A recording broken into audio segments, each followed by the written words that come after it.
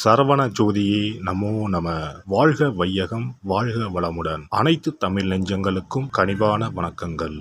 நிகழும் ஸ்ரீ மங்களகரமான சோபகிருது ஆண்டு மார்ச் மாதம் 14ஆம் தேதி வியாழக்கிழமை அன்று சதுர்த்தி திதியில் பரணி நட்சத்திரத்தில் வைத்ருதி நாமயோகத்தில் சித்தயோகம் கூடிய நன்னாளில் இந்த மகத்தான பங்குனி மாதம் பிறக்கிறது. பிறக்கும் இந்த பங்குனி மாதத்தின் கிரக நிலைகளை பார்க்கும்போது மேசத்தில் குரு பகவானுடன் இணைகிறார் சந்திர பகவான். கன்னி ராசியில் கேது பகவானும் மகர ராசியில் செவ்வாய் பகவானும் உள்ளனர். சூரிய பகவான், புதன் பகவான், ராகு பகவான் மீன ராசியில் சஞ்சாரம் செய்கின்றனர். கும்பராசியில் சனி பகவானுடன் சுக்கிரன் உள்ளார். இம்மாத கிரக பெயர்ச்சி என எடுத்துக்கொண்டால் செவ்வாய் பகவான் மகரத்தில் இருந்து கும்பராசிக்கு பெயர்ச்சி அடைகிறார். சுக்கிர பகவான் கும்பத்தில் இருந்து மீனராசிக்கு பெயர்ச்சி அடைகிறார். சந்திர பகவானை பொறுத்தவரை மேசத்தில் ஆரம்பித்து 2.25 நாட்கள் வீதம் 12 ராசிகளை கடந்து ரிஷபத்தில் அமர்ந்து பலன்களை தரப்போகிறார். இம்மாத சிறப்பாக குரு பகவான் நீச நிலையில் இருந்து வக்ர நிலைக்கு மாறுகிறார். இதன் காரணமாக உச்ச பலன்களை அள்ளித்தரப் போகிறார் குரு பகவான். இந்த கிரக அமைப்பினால் உங்கள் வாழ்வில் ஏற்படக்கூடிய சுப மற்றும் அசுப பலன்கள் என்ன என்பதனையும், அசுப பலன் ஏற்படுமாயின் ராசிக்காரர்கள் செய்ய வேண்டிய பரிகாரம் என்ன, வழிபட வேண்டிய தெய்வம், வழிபடும் முறை என்ன என்பதனை பற்றி விரிவாக காண்போம். பிறக்க போகும் இம்மாதம் உங்கள் வாழ்வில் வளமும் நலமும் செல்வ செழிப்பும் பெற்று வாழ்வின் உயரிய நிலையை அடைய எல்லாம் வல்ல எம்பெருமானை வேண்டி விரும்பி கேட்டுக்கொள்கிறேன். கன்னிராசி அன்பர்களே, இந்த மாதம் புத்தி சாதுரியத்தை பயன்படுத்தி காரியங்களை வெற்றிகரமாக செய்து முடிப்பீர்கள். செயல்திறன் அதிகரிக்கும். ஆனால் பயணங்களின் போது உடல் ஆரோக்கியத்தில் கவனம் தேவை. தொழில் மற்றும் வியாபாரத்தில் நல்ல லாபம் கிடைக்க பெறுவீர்கள். பிரச்சனைகளை பேசியே தீர்த்து விடுவீர்கள். உத்தியோகத்தில் இருப்பவர்கள் பதவி உயர்வு, கூடுதல் பொறுப்பு கிடைக்க பெறுவார்கள். எதிலும் திட்டமிட்டு செயலாற்றுவதால் மேல் அதிகாரிகளின் பாராட்டுகள் கிடைக்கும். குடும்பத்தில் இருப்பவர்களிடம் அனுசரித்து நடந்து கொள்வது அமைதியை தரும். கணவன் மனைவி இருவரும் சேர்ந்து எடுக்கும் முடிவுகளால் குடும்ப விஷயங்கள் சாதகமாக நடக்கும். பிள்ளைகளால் பெருமை சேரும். பெண்களுக்கு அடுத்தவர் பேசுவதை காதில் வாங்காமல் தவிர்ப்பது நல்லது. நீண்ட நாட்களாக இழுபறியாக இருந்த பிரச்சனைகள் குறையும். மனதில் எதிர்காலம் பற்றிய சிந்தனைகள் உண்டாகும். மாணவர்களுக்கு கல்வியில் வெற்றி பெற நண்பர்களின் உதவிகள் கிடைக்கும். வீண் செலவை குறைப்பது நல்லது. கலைத்துறையினரை பொறுத்தவரை எடுக்கும் முயற்சிகள் சாதகமான பலன் தரும். கடன் பிரச்சனை தீரும். எதிர்ப்புகள் அகலும். தொழில் வியாபாரம் தொடர்பான போட்டிகளும் நீங்கும். அரசியல் துறையினர் விடாப்பிடியாக செயல்பட்டு சில வேலைகளை முடிப்பீர்கள். நண்பர்களுடன் மனத்தாங்கல் வரும். யாருக்கும் சாட்சி கையெழுத்திட வேண்டாம். வேலையாட்களால் பிரச்சனைகள் வரக்கூடும். மறைமுக எதிர்ப்புகள் வந்து நீங்கும். நட்சத்திர பலன்கள். உத்திரம் 2, 3, 4ஆம் பாதங்கள். இந்த மாதம் குடும்பத்திலும் மகிழ்ச்சி தரக்கூடிய நிகழ்ச்சிகள் நடைபெற்று மேலும் மன நிம்மதி ஏற்படும்.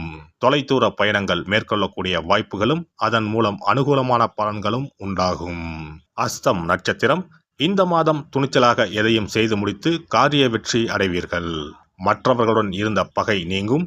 பூர்வீக சொத்துக்களில் இருந்த சிக்கல்கள் தீரும். பணவரத்து கூடும். அரசாங்கம் மூலம் லாபம் உண்டாகும். நீண்ட தூர பயணங்களால் சாதகமான பலன் கிடைக்கும். சித்திரை 1, 2ஆம் பாதங்கள். இந்த மாதம் தொழில் வியாபாரத்தில் இருந்த தொய்வு நீங்கி விறுவிறுப்படையும். வசூலாக வேண்டிய கடன் பாக்கிகள் வசூலாகும். தொழில் தொடர்பான பிரச்சனைகள் தீரும். உத்தியோகத்தில் இருப்பவர்கள் பணி தொடர்பான கஷ்டங்கள் குறையும். நரசிம்மரை வணங்க மனதில் தைரியம் உண்டாகும். எதிர்ப்புகள் அகலும். எதிலும் வெற்றி உண்டாகும். அதிர்ஷ்ட கிழமைகள் புதன் மற்றும் வெள்ளி. அதிர்ஷ்ட தினங்கள் பங்குனி 14 மற்றும் 15. சிறப்பு பரிகாரம்.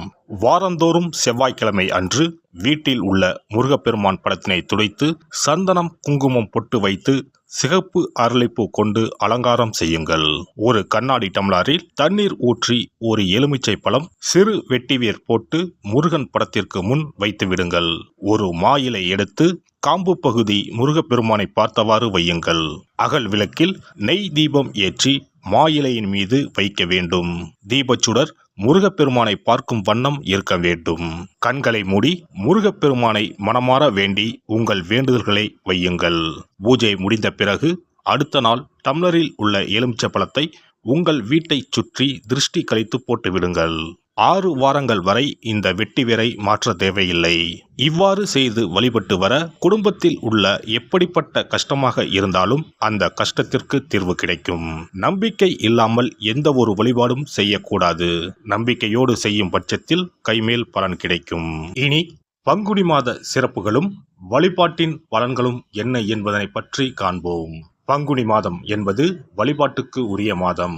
பங்குனி மாதம் வணங்குவதற்கும் பூஜைக்கும் உரிய மாதமாகும். ஒவ்வொரு மாதத்திலும் ஒவ்வொரு நட்சத்திரத்திற்கு முக்கியத்துவம் கொடுத்து விழாக்கள் நடத்துவது வழக்கம். ஆனால் பங்குனி உத்திர நட்சத்திரத்திற்கு மற்ற நட்சத்திரங்களை விட அதிக மகத்துவம் உண்டு. தெய்வ திருமணங்கள் அதிகம் நடைபெற்ற மாதம் பங்குனி மாதம். மாதங்களில் 12வது மாதம் பங்குனி, நட்சத்திரங்களில் 12வது நட்சத்திரம் உத்திரம். 12வது மாதமான பங்குனியும் 12வது நட்சத்திரமான உத்திரமும் இணையும் புனித நாள் பங்குனி உத்திரம் என்று கொண்டாடப்படுகிறது. எனவே பங்குனி மாத உத்திரத்தின் சிறப்புகள் அதிகம். பங்குனி உத்திர நாளில் அனைத்து ஆலயங்களிலும் சிறப்பு வழிபாடுகள் நடைபெறும். கிராம கோவில்களில் அக்னி சட்டி ஏந்துதல், பூஜைகள் விமர்சையாக நடைபெறும். எண்ணற்ற ஆலயங்களில் சுவாமி அம்பாள் திருக்கல்யாணம் நடைபெறும். சிலருக்கு கைகூடாமல் திருமணம் தள்ளி போனால் பங்குனி உத்திர நாளில் விரதம் இருந்து இறைவனை வழிபட்டால் வெகு சீக்கிரம் திருமணம் கைகூடும் என்பது ஐதீகம்.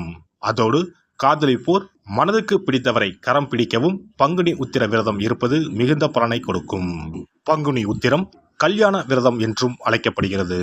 8 வகையான மகா விரதங்களில் கல்யாண விரதமும் ஒன்று. ஆகவே இந்த நாளில் திருமணம் ஆகாத இளையோர் விரதம் இருந்து தமக்கு நல்ல வரன்கள் கிடைக்க வேண்டும் என்று சிவபெருமானையும் பார்வதி தேவியாரையும் வேண்டுவது நல்ல பலன்களை பெற்றுத்தரும். இத்தினத்தில் மேற்கொள்ளும் விரதம் மிகவும் விசேஷமானது. நீண்ட நாள் ஒற்றுமையுடன் வாழ விரும்பும் தம்பதியர் விரதம் இருந்து சிவனுக்கும் சிவ பார்வதிக்கும் அபிஷேகம் செய்வார்கள். இந்த விரதத்தை முருகனை வேண்டியும் செய்யலாம். அதோடு அன்னதானம், வஸ்திரதானம் செய்வதும் சிறப்பானது. ஜாதக தோஷத்தால் திருமணம் தடைப்பட்டவர்கள் வழிபாடு மேற்கொள்ளவும் சிறந்த நாள் இதுவாகும். செவ்வாய் தோஷம் காரணமாக திருமண தடைகளை சந்திப்பவர்களுக்கு பங்குனி உத்திரத்தன்று முருகனை மனமுருகி வணங்கினால் திருமண தடைகள் நீங்கி திருமணம் சுபமாக முடியும். குழந்தை பேரில்லாமல் தவிப்பவர்கள் பங்குனி மாத விரதம் இருந்து அம்மன் கோவில்களுக்கு சென்று வழிபட அந்த அம்மனின் அனுக்கிரகத்தால் நிச்சயம் புத்திர பாக்கியம் கிடைக்கும். தொழில் மற்றும் வியாபாரங்களில் ஈடுபடுபவர்கள் தமிழ் வருடத்தின் கடைசி மாதமான பங்குனி மாத தினத்தில் திருஷ்டி பூசணிக்காய் வாங்கி உங்கள் வியாபார இடங்களை திருஷ்டி கழித்து அதற்குரிய நேரத்தில் உடைக்க வேண்டும். இப்படி செய்வதால் உங்களுக்கு இந்த ஆண்டு ஏற்பட்ட தோஷங்கள் அனைத்தும் நீங்கும். பங்குனி உத்திர நன்னாளில் நம்மால் முடிந்த அன்னதானங்களை செய்வது மிகுந்த புண்ணியம் தரும். எலுமிச்சை சாதம் அல்லது தயிர் சாதம் அல்லது சர்க்கரை பொங்கல் என அன்னதானம் செய்யலாம். அதேபோல் நம்மால் முடிந்த அளவுக்கு மஞ்சள், சரடு, குங்குமம், கண்ணாடி என மங்கள பொருட்களை பெண்களுக்கு வழங்குவது விசேஷ பலன்களை கொடுக்கும்.